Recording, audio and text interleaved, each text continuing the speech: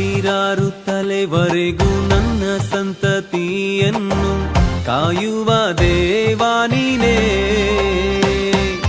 ಸಾವಿರಾರು ತಲೆವರೆಗೂ ನನ್ನ ಸಂತತಿಯನ್ನು ಕಾಯುವ ದೇವಾ ನೀನೇ.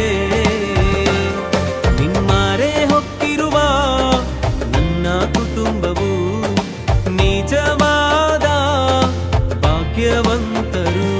ನಿಮ್ಮರೆ ಹೊಕ್ಕಿರುವ ನನ್ನ ಕುಟುಂಬವು ನಿಜವಾದ ಭಾಗ್ಯವಂತರು.